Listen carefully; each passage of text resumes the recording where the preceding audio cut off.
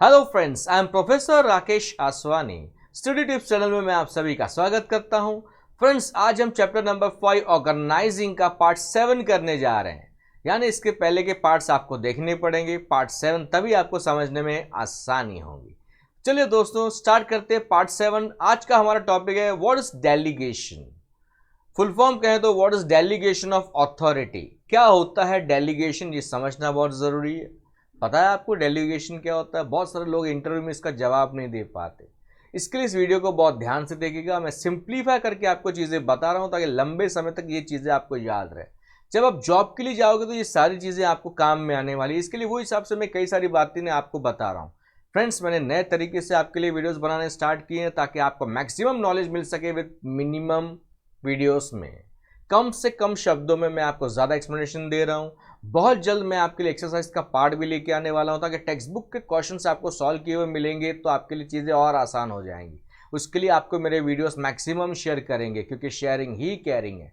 Views बढ़ेंगे तो हमें भी अच्छा लगता है कि लोग देख रहे हैं, तो हमें भी और काम करने की इच्छा होगी आपके लिए। तो फ्रेंड्स, वो हिसाब से काम कीजिएगा। अगर आप चैनल पर नए हैं तो इस चैनल को सब्सक्राइब करें, बेल आइकन को प्रेस करें ताकि फ्यूचर वीडियोस का आपको नोटिफिकेशन मिल सके। इतना ही नहीं, बहुत सारी बातें हैं, मैं धीरे धीरे आपको वीडियो में बताते रहूँगा। तो चलिए दोस्तों, स्टार्ट करते हैं। आज क्या क्या टॉपिक सीखने वाले हैं। एक तो डेलीगेशन के बारे में बताया, दूसरा उसका इंपॉर्टेंस और तीसरा है एलिमेंट्स ऑफ डेलीगेशन। एक एक करके हम देखते हैं। तो सबसे पहले इंट्रोडक्शन ऑफ डेलीगेशन। डेलीगेशन क्या होता है? Refers to downward transfer of authority from superior to subordinate, यानी decision making power. Simple words में पहले बता रहा हूं, जो डिसीजन लेने का पावर है, जो अथॉरिटी यानी पावर टू टेक डिसीजन, ये ट्रांसफर कर दिया हमने। किसने किसको दिया पावर? सुपीरियर ने अपने सबऑर्डिनेट को। कल को मैंने मेरे बेटे को बोल दिया, भाई आज से तू ये काम तू संभालेगा, इसको तू देख, जैसे करना है वैसे कर। तो मैंने वो डेलीगेशन कर दिया, यानी पावर ट्रांसफर कर दिया डाउनवर्ड, यानी नीचे की लेवल को। तो पावर ट्रांसफर कर दिया किसको? सबऑर्डिनेट को। किसने ट्रांसफर किया? सुपीरियर ने। क्यों किया? अब क्या होगा, फालतू की एक्टिविटीज अगर मैं करूंगा तो इंपॉर्टेंट चीजों के लिए टाइम नहीं मिलेगा। तो फालतू के काम मैंने डेलीगेट कर दिए, जो लेस इंपॉर्टेंट एक्टिविटीज थे। अभी मेरे पास सफिशिएंट टाइम बचेगा तो मैं इंपॉर्टेंट मैटर्स पे कंसंट्रेट कर पाऊंगा। मैं इंपॉर्टेंट मैटर्स पे काम करूंगा तो डेफिनेटली मेरा परफॉर्मेंस का लेवल बढ़ेगा, मेरा बिजनेस बढ़ेगा, तो उसमें आसानी होगी। तो सेकेंड पॉइंट वही आप चेक कर सकते हैं। It helps in efficient functioning of organisation, यानी स्मूथली काम चलता रहेगा। Because it enables managers to use his time on high priority activities, यानी हम मेन इंपॉर्टेंट चीजों पे फोकस कर पाएंगे। क्योंकि छोटे मोटे जो एक्टिविटीज थे, रूटीन जो एक्टिविटीज थे, सिंपल एक्टिविटीज जो थे, वो हमने क्या कर दिए? सबऑर्डिनेट को दे दिए, डेलीगेट कर दिया, यानी दूसरे को पावर दे दिया। इतना ही नहीं, जिसको पावर दिया नेक्स्ट पॉइंट उसी के लिए, it satisfied the subordinate needs. उसको भी अच्छा लगेगा कि मुझे रिकॉग्नाइज किया गया, मुझे पहचान दी गई, मुझ पर भरोसा किया गया, तो मेरे पास ये मौका है, ये अपॉर्चुनिटी है, मैं अपने स्किल्स को डेवलप कर सकूं और अपना बेस्ट कंपनी को दे सकूं। क्लियर है दोस्तों? The manager shall still be accountable. Accountable का मतलब होता है आंसरेबल। भले यहां पे हमने काम करने का पावर किसको दिया है? सबऑर्डिनेट को, लेकिन फाइनल जवाबदारी किसकी होगी? फाइनल अकाउंटेबिलिटी, आंसरेबिलिटी किसकी होगी? मैनेजर की होगी। आप ऐसा नहीं बोल सकते हो कि मैंने उसको काम दिया था उसने ऐसा किया, नहीं। फाइनल जवाबदारी, फाइनल अकाउंटेबिलिटी किसकी रहेगी? मैनेजर की रहेगी, जो भी परफॉर्मेंस होगा। The authority granted to the subordinate can be taken back, यानी जिसको हम पावर दे रहे हैं उससे पावर वापस भी ले सकते हैं अगर वो बराबर काम नहीं कर रहा तो। या उस व्यक्ति से पावर लेके हम किसी दूसरे व्यक्ति को हम वो पावर दे सकते हैं। वही लास्ट लाइन में लिखा हुआ है कि the authority granted to a subordinate can be taken back and redelegated to another person. Clear है दोस्तों?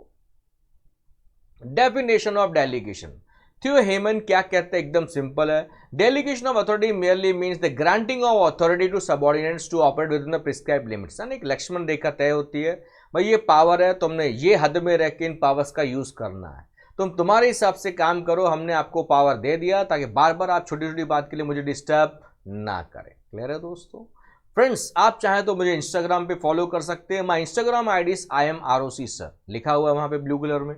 क्या होता है, डेली जो मैं वीडियो अपलोड करता हूं तो उसका ट्रेलर मैं इंस्टाग्राम पे पोस्ट कर देता हूं। अगर आपसे नोटिफिकेशन मिस हो भी जाता है तो आपने सब्सक्राइब करना किया रहेगा। अगर नोटिफिकेशन मिस हो भी गया तो भी टेंशन की बात नहीं है।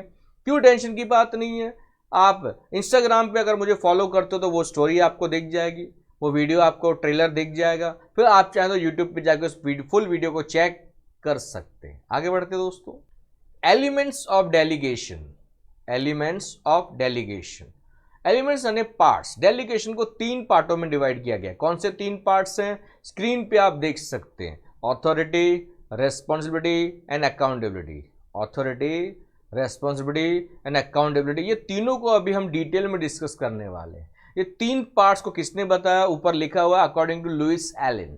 Delegation is entrustment of responsibility and authority to another and the creation of accountability for performance। यानी इन तीनों का साथ में चलना बहुत जरूरी है। Accountability, authority, responsibility and accountability. अब इन तीनों का मतलब क्या होता है एक एक करके हम देखेंगे। सबसे पहले ऑथोरिटी। ऑथोरिटी क्या होता है? It is the right of an individual to command his subordinates.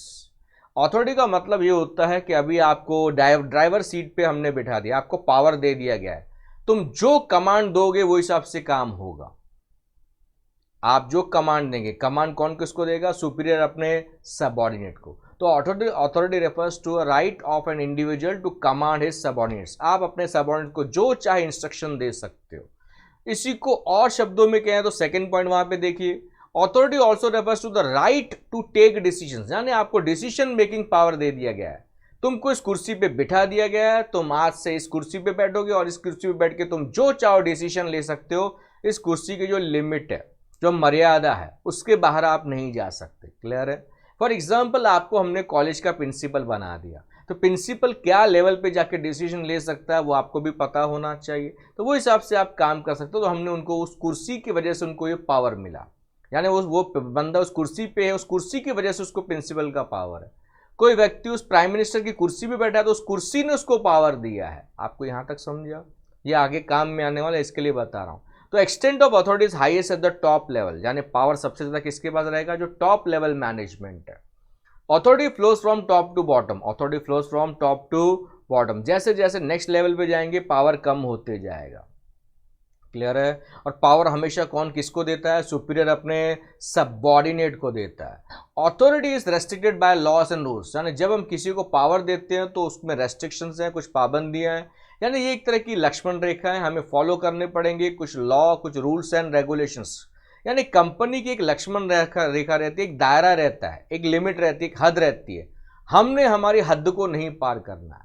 जैसे अभी भी एग्जाम्पल दिया कि आपको प्रिंसिपल की सीट पे बिठा दिया गया, तो प्रिंसिपल के जो पावर्स हैं उनका उन्होंने सही इस्तेमाल करना है, मिसयूज नहीं करना है, लिमिट में रह के काम करना है। आपने अपनी लिमिट्स को क्रॉस नहीं करना है। अगर ऐसा करेंगे तो फिर आपको प्रिंसिपल की कुर्सी से हटा दिया जाएगा। क्लियर है? यहां तक क्लियर है? Next, responsibility. रेस्पॉन्सिबिलिटी क्या होता है? जवाबदारी। अब जिसको अथॉरिटी दी जाती है, पावर दिया जाता है ना डिसीजन मेकिंग का, साथ में अपने आप आ जाती है responsibility. What is responsibility? It is the obligation of subordinate to perform a assigned duty. Obligation of subordinate to perform the assigned duty, यानी मेरी जवाबदारी बनती है कि मुझे जो काम दिया गया वो ईमानदारी से करना है। ये कहां से आया? Because of superior subordinate relationship. Because of superior and subordinate relationship, और मुझे काम दिया मेरे सुपीरियर ने तो मुझे वो हिसाब से परफॉर्म करना है। रेस्पॉन्सिबिलिटी की बात करें तो इट फ्लोज अपवर्ड, हम हमारे ऊपर वाली लेवल को जवाबदार होंगे। यानी subordinate is responsible to his superiors. Subordinate is responsible to his superiors. तो रेस्पॉन्सिबिलिटी की बात करें it flows upwards. Authority flows downwards. Authority flows downwards, responsibility flows upward. याद रहेगा आपको। रेस्पॉन्सिबिलिटी की बात करें तो employees given responsibility for the job, he must be given the same degree of authority. मतलब जो हिसाब से उसको रेस्पॉन्सिबिलिटी दिया गया है वही लेवल पे उसको अथॉरिटी, यानी दोनों में बैलेंस होना चाहिए। Balance between authority and responsibility, ये भी प्रिंसिपल है 14 प्रिंसिपल्स बाय हेनरी फ्योल का वीडियो अगर आपने नहीं देखा तो मेरा जरूर देखिएगा कि बैलेंस होना चाहिए बिटवीन ऑथोरिटी एंड रेस्पॉन्सिबिलिटी। अगर बैलेंस नहीं होगा तो क्या होगा? वो लास्ट पॉइंट पढ़िए। If authority granted is more than responsibility, यानी अगर हमने किसी को ज्यादा पावर दिया है, जवाबदारी नहीं दी है, जैसे हमारे मंत्री जी पावर बहुत ज्यादा उन्होंने लेके रखा है लेकिन जवाबदारी नहीं है, तो वो क्या करते हैं अपने पावर का? आगे का लाइन वही है, it may leads to misuse of authority. वो अपने पावर का कई बार मिसयूज करते हैं। बराबर है? अब इसको उल्टा करते हैं, आगे का लाइन पढ़ते हो, येलो कलर में है। If responsibility assigned is more than authority, responsibility assign, जो रेस्पॉन्सिबिलिटी दी गई है, it is more than authority. आप पावर कम दे रहे हो और जवाबदारी ज्यादा दे रहे हो, तो पर्सन जो है वो इनइफेक्टिव हो जाएगा, यानी वो अपना काम नहीं कर पाएगा। कैसे? सिंपल सा एग्जांपल, बिल्डिंग में चोरियां हो रही थी तो एक वॉचमैन को पकड़ के लेके आया कि भाई तू हमारी सिक्योरिटी गार्ड को पकड़ के लेके आया, तू हमारी बिल्डिंग की रखवाली करेगा, तुम्हारा जो भी पगार है हम सब बिल्डिंग वाले मिलके दे देंगे, ठीक है। लेकिन शर्त यह है कि बिल्डिंग में जब भी कोई आएगा तुम उसको रोकोगे नहीं, किसी की तलाशी नहीं लोगे, किसी से बातचीत नहीं करोगे, कोई इंक्वायरी नहीं करोगे, बस चोरी नहीं होनी चाहिए। जो सिक्योरिटी गार्ड वॉचमैन था उसने बोला तुम 2 मिनट रुको, मैं 5 मिनट में आता हूं। अब तक नहीं आया, 6 दिन हो गए, क्यों नहीं आया आपने समझा? तुम सिर्फ उसको रिस्पॉन्सिबिलिटी दे रहे हो लेकिन अथॉरिटी नहीं दे रहे हो। Same is the case with the police. कई बार आप बोलते पुलिस खड़े रह के तमाशा देख रही थी, क्योंकि पुलिस को रिस्पॉन्सिबिलिटी ज्यादा दी है, पावर कम दिया है। आपने नायक पिक्चर देखी होगी, कमिश्नर होके कोई एक्शन नहीं ले रहा है। क्यों नहीं ले रहा है? ऊपर से ऑर्डर्स है, बसें जलती है तो जलने दो, दुकानें लुटती है तो लुटने दो, no tear gas no arrest. तो जब रेस्पॉन्सिबिलिटी ज्यादा होता है तो बंदा इनइफेक्टिव होता है, वो अपना रोल परफॉर्म नहीं कर पाता। इसके लिए दोनों में बैलेंस का होना बहुत जरूरी है। क्लियर है दोस्तों? Next is accountability. अकाउंटेबिलिटी का मतलब होता है जवाबदेही। जवाबदेही यानी आंसरेबिलिटी, जवाबदारी नहीं कहा, जवाबदेही। जवाबदारी यानी रेस्पॉन्सिबिलिटी, अकाउंटेबिलिटी यानी पहला लाइन पढ़िए, it means being answerable for the final outcome, यानी आपका जो भी रिजल्ट होगा उसके लिए आप जवाबदार होंगे और आपने जवाब देना है। अगर कुछ गलत हो जाता है, कुछ बराबर नहीं हुआ तो आपसे सवाल पूछा जाएगा तो आपने उसका आंसर करना है। तो once the authority has been delegated, एक बार किसी को अथॉरिटी दे दी गई तो साथ में जवाबदारी भी आ जाती है। और जवाबदारी और अथॉरिटी अगर आपके पास है तो one can not deny accountability, आपकी आंसरेबिलिटी भी साथ में आ जाती है, यानी तीनों चीजें साथ में चलती है। अथॉरिटी मिली तो रेस्पॉन्सिबिलिटी भी आपको मिल जाएगी, ये दोनों आ गए तो साथ में अपने आप क्या आ जाएगा आपके पास? Accountability. It can not be delegated and flow upwards, ये हम किसी को दे नहीं सकते, अपने आप आ जाती है। एंड इट फ्लोस अपवर्ड, यानी कौन किसको जवाब देगा? सबऑर्डिनेट अपने सुपीरियर को, subordinate will be accountable to a superior for satisfactory performance of work. It indicates that manager has to ensure that proper discharge duties by his subordinates. यानी manager का फर्ज बनता है ये चेक करना कि हमारे सबऑर्डिनेट बराबर काम कर रहे हैं कि नहीं कर रहे हैं। Subordinates will be expected to explain the consequences of his action और ओमिशन, यानी जो सबऑर्डिनेट है अगर वो बराबर काम नहीं करता है, प्लान के हिसाब से काम नहीं हुआ है, काम अच्छे से नहीं हुआ है, तो अब जवाब देना पड़ेगा। कौन किसको जवाब देगा? सबऑर्डिनेट अपने सुपीरियर को, ऐसा क्यों हुआ, ये काम आज क्यों नहीं हुआ, काम लेट क्यों हो रहा है, प्रोडक्शन आधा क्यों हुआ है, कारण क्या है, प्रॉब्लम क्या है, ये आपने बताना पड़ेगा अपने ऊपर बैठे हुए लोगों को। That is accountability. क्लियर है दोस्तों?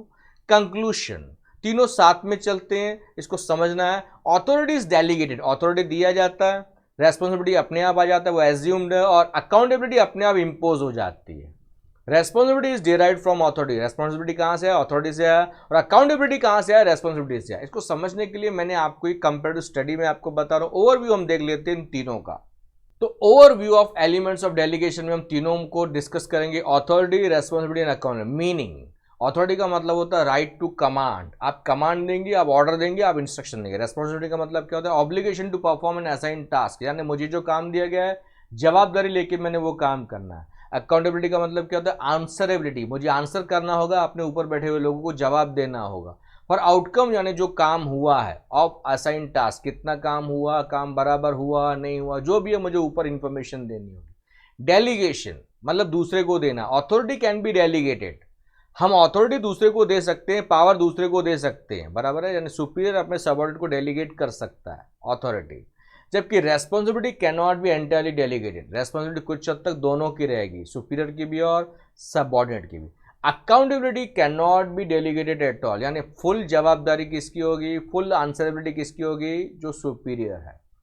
ओरिजिन, कहां से आया authority? It arises from formal position, authority कहां से आया? फॉर्मल पोजीशन से आया। Responsibility arises from delegated authority, responsibility कहां से आया? अथॉरिटी से। अथॉरिटी कहां से आया? फॉर्मल पोजीशन की वजह से आपको पावर मिला। जैसे आप प्रिंसिपल की कुर्सी आज आपको दी गई, प्रिंसिपल की कुर्सी आपको दी गई, यानी आपको वो पावर मिला, अथॉरिटी मिला। अब अथॉरिटी के साथ साथ आपको उस जवाबदारी भी मिल गई, जवाबदारी से आपको क्या मिलेगी? अकाउंटेबिलिटी, आपको ऊपर बैठे हुए मैनेजमेंट को जवाब देना पड़ेगा, principal is responsible to management, बराबर है। नेक्स्ट, फ्लो, अथॉरिटी कहां फ्लो होता है? डाउनवर्ड, बाकी दोनों ऊपर। Authority flows downward from superior to subordinate, जबकि बाकी के दो उल्टे हैं, it flows upward from subordinate to superior. Clear है दोस्तों, क्योंकि रेस्पॉन्सिबिलिटी और अकाउंटेबिलिटी में जवाब ऊपर देना पड़ेगा, ठीक है। अब हम देखेंगे डेलीगेशन का महत्व, इंपॉर्टेंस ऑफ डेलीगेशन। पहला पॉइंट मैं ऑलरेडी सिखा चुका हूं, इफेक्टिव मैनेजमेंट। अब क्या है कि पावर दे दिया किसने किसको, मैनेजर ने काम करने का पावर दे दिया किसको, रूटीन एक्टिविटीज तुम परफॉर्म करोगे अपने सबऑर्डिनेट को। तो अब मैनेजर के पास जो टाइम बच रहा है वो एफिशिएंसी से उस टाइम का यूज कर पाएगा, वो इंपॉर्टेंट मैटर्स पे कॉन्सेंट्रेट कर पाएगा, क्योंकि रूटीन एक्टिविटीज उसने किसको दे दिए, अपने सबऑर्डिनेट को। सेकंड पॉइंट वही आप चेक कर सकते हो, freedom from doing routine work. अभी से रूटीन काम नहीं करेगा, कौन नहीं करेगा, सुपीरियर नहीं करेगा, मैनेजर नहीं करेगा, क्योंकि ये काम उसने किसको दे दिया, अपने सबऑर्डिनेट को, ताकि मैं मेन इंपॉर्टेंट एक्टिविटीज पे कॉन्सेंट्रेट कर सकूं, न्यू एरियाज पे कॉन्सेंट्रेट कर सकूं। क्लियर है। Point number 2, employees development. जब हम किसी को डेलीगेशन यानी पावर देते हैं ना, तो एम्प्लॉय भी डेवलप करने लगता है। कैसे, employees get more opportunity to utilize their talent, यानी अब बंदा अपने टैलेंट को दिखा सकता है, उसको मौका मिल रहा है अपना टैलेंट यूज करने का, लोगों को बताने का, प्रूव करने का। Subordinate gets a chance to prove his abilities, अपनी काबिलियत प्रूव करने का, gain experience and develop his career, यानी बंदा अपने करियर को डेवलप कर सकता है, एक्सपीरियंस ले सकता है। It makes them better leaders and decision makers, यही लोग आगे चल के अच्छे डिसीजन मेकर बन सकते हैं, लीडर बन सकते हैं। तो delegation helps in preparing managers for future, या it helps in preparing future managers. Clear है, यानी एम्प्लॉय को डेवलप करने में इसका बहुत बड़ा रोल है। घर में भी छोटे बच्चे को थोड़ा थोड़ा पावर देना चाहिए, थोड़ा थोड़ा देना चाहिए उसके लिमिट के हिसाब से, ताकि वो अपने आप को डेवलप कर सके, एक अच्छा लीडर बन सके। Next is motivation of employees. Delegation से क्या होता है, एम्प्लॉयज को मोटिवेशन मिलता है। कैसे, पढ़ लेते हैं। Delegation helps in developing talent of employees, इससे एम्प्लॉयज का टैलेंट डेवलप होता है। Plus delegation provides employees psychological benefits, यानी मेंटल बेनिफिट मिलता है, उनको लगता है एक अच्छा फीलिंग आता है, उनको एक मोटिवेशन मिलता है कि यार हमारे ऊपर कंपनी ने ट्रस्ट किया, हमारे ऊपर कंपनी ने भरोसा किया, तो अभी हम अपना बेस्ट देने की कोशिश करेंगे। इससे क्या होगा, जो सुपीरियर एंड सबऑर्डिनेट है इन दोनों के बीच में ट्रस्ट बना रहेगा, कमिटमेंट बना रहेगा, और एक दूसरे को दोनों सपोर्ट करते रहेंगे। With responsibility employees gain confidence and he gets encourage to give their best to the organisation, यानी बंदा अपना बेस्ट देने की कोशिश करेगा। क्लियर है दोस्तों। Point number 4, facilitation of growth. Facilitation of growth यानी हेल्प्स इन ग्रोथ। डेलीगेशन की वजह से कंपनी का ग्रोथ और एक्सपेंशन आसान हो जाता है। कैसे, क्योंकि जब हम किसी को पावर देते हैं तो वो बंदा, अभी भी पॉइंट नंबर 3 डिस्कस किया था, एम्प्लॉय का डेवलपमेंट होगा। एम्प्लॉय डेवलपमेंट होगा यानी बंदे के अंदर क्वालिटीज डेवलप होंगे, तो हमारे पास रेडी वर्कफोर्स अवेलेबल होगी जो आगे चल के लीडिंग पोजीशंस पे काम कर सकते हैं। कल को कंपनी अपने बिजनेस को एक्सपांड करती है, new ventures, new branches, new product को हम इंट्रोड्यूस करते हैं, तो न्यू वेंचर्स वगैरह में अगर हम एंटर करते हैं तो वहाँ पे हमें आसानी से लोग अवेलेबल होंगे, क्योंकि हमने पहले से लोगों को उसके लिए तैयार करके रखा है। इतना ही नहीं, लास्ट पॉइंट भी उसी से कनेक्टेड है। ट्रेन एंड एक्सपीरियंस हमें एम्प्लॉयज़ मिलेंगे तो वो आसानी से मिलेंगे और वो अपना बेस्ट रोल प्ले करेंगे, ताकि हमें नए प्रोजेक्ट को लॉन्च करने में आसानी हो। क्लियर है दोस्तों। तो train and experience employees are able to play significant यानी important role at the launch of new projects. तो न्यू प्रोजेक्ट्स को चलाने में, शुरू करने में इनका बहुत बड़ा रोल होगा, यानी ये कंपनी को ग्रोथ और एक्सपेंशन में हेल्प करते हैं। Next is basis of management hierarchy, यानी ये एक बेस है मैनेजमेंट हायरार्की, यानी लेवल्स की हम बात करें। इसमें क्या होता है, डेलीगेशन में हम सुपीरियर सबऑर्डिनेट का रिलेशनशिप डेवलप करते हैं, यानी किसको पावर ज़्यादा है, किसको पावर कम है। जो सुपीरियर है उसको पावर ज़्यादा रहेगा, जो सबऑर्डिनेट है उसको पावर कम रहेगा। तो अकॉर्डिंगली वो लेवल्स बनाए जाते हैं और हर लेवल को अपने अपने हिसाब से वो पावर दे दिया जाता है। इतना ही नहीं, इसका जो पावर का डिग्री है, यानी जो फ्लो ऑफ अथॉरिटी है, determines who has to report to whom, कौन किसको रिपोर्ट करेगा। जैसे कितने लेवल के मैनेजमेंट लेवल्स ऑफ मैनेजमेंट कितने होते हैं, 3। तो lower level management middle level management को रिपोर्ट करती है, middle level management top level को रिपोर्ट करती है। क्लियर है। तो इस तरह से पता चलता है कौन किसका सुपीरियर है, कौन किसका सबऑर्डिनेट है, कौन किसको रिपोर्ट करेगा, ये इसमें तय होता है। आगे बढ़े दोस्तों, लास्ट पॉइंट वहां पे पढ़ लेते हैं। The extent of delegated authority यानी level of authority decides the power that each job position enjoys in the organisation, यानी जिस पोजीशन पे आप होंगे वो हिसाब से आपको पावर होगा। जैसे कॉलेज का एग्जाम्पल लेते हैं, जो प्रिंसिपल की कुर्सी पे बैठा है उसके पावर्स अलग होंगे, जो टीचर की कुर्सी पे बैठा है उसके पावर्स अलग होंगे, जो कॉलेज का प्यून है उसके पावर्स अलग होंगे। क्लियर है दोस्तों? तो डिपेंड करता है कि आप कौन सी पोजीशन पर हैं, वो हिसाब से आपको वो डेलीगेशन होगा। Next, better coordination. डेलीगेशन से हम काम में कोऑर्डिनेशन ला सकते हैं। कैसे? डेलीगेशन ऑफ अथॉरिटी से एलिमेंट्स ऑफ डेलीगेशन की 3 चीजें हमने थोड़ी देर पहले सीखी थी। सेकंड पॉइंट चेक कीजिए वहां पे, अथॉरिटी, रेस्पॉन्सिबिलिटी एंड अकाउंटेबिलिटी। ये तीनों की वजह से हमारे आपस में रिलेशनशिप डेवलप होते हैं और हम अपना बेस्ट देने की कोशिश करते हैं। अगर हम अपना बेस्ट देंगे तो उससे एफिशिएंसी का लेवल बढ़ेगा। It gives A clear picture of work being done at various level. यानी इससे क्या होगा, हर बंदा अपना अपना बेस्ट देने की कोशिश करेगा। हर बंदे को अपना रोल पता है, क्योंकि हर एक को अपना अथॉरिटी पता है, हर एक को अपना रेस्पॉन्सिबिलिटी पता है, हर एक को पता है कि मुझे किससे जवाब देना है, किसको आंसर करना है, यानी अकाउंटेबिलिटी पता है। तो ये क्लियर पिक्चर बताता है कि कौन किसका रोल क्या है। तो यहाँ पे हर बंदा क्लैरिटी के साथ काम करेगा, क्योंकि सबका रोल क्लियरली डिफाइन किया गया है। लास्ट पॉइंट उसी से कनेक्टेड है। Such clarity in reporting helps in developing and maintaining effective coordination. इससे क्या होगा, जितने भी डिपार्टमेंट्स हैं, लेवल्स हैं, सबके बीच में कोऑर्डिनेशन रहेगा। अच्छा कोऑर्डिनेशन रहेगा तो हमें कंपनी के गोल्स अचीव करने में आसानी होगी। फ्रेंड्स, अगर आपको मेरे वीडियोस देखने हैं तो 3 ऑप्शंस हैं। पहला, आप डिस्क्रिप्शन चेक करें, वहां पे कई सारे वीडियोस का लिंक दिया हुआ है, चैप्टर वाइज आप जरूर देखिएगा। जिस वीडियो पे क्लिक करेंगे लिंक पे, वो वीडियो डायरेक्टली ऑन हो जाएगा। दूसरा, आप मुझे इंस्टाग्राम पे फॉलो कर सकते हैं, my Instagram ID IMROC sir. तीसरा, आपको अगर मेरे सिस्टमेटिक ज़्यादा वीडियोस देखने हैं तो वहाँ पे लिखा हुआ, आप मेरे चैनल स्टडी टिप्स पे क्लिक कीजिए तो होम पेज ओपन होगा। उस पेज पे एक वर्ड देखिएगा, प्लेलिस्ट, वहाँ क्लिक कीजिए। चैप्टर वाइज और स्टैंडर्ड वाइज वीडियोस बने हुए हैं, chapter wise and standard wise videos बने हुए हैं। 11th के, 12th के, OCM के, बिजनेस स्टडीज के, आप जो चाहें वीडियो देख सकते हैं।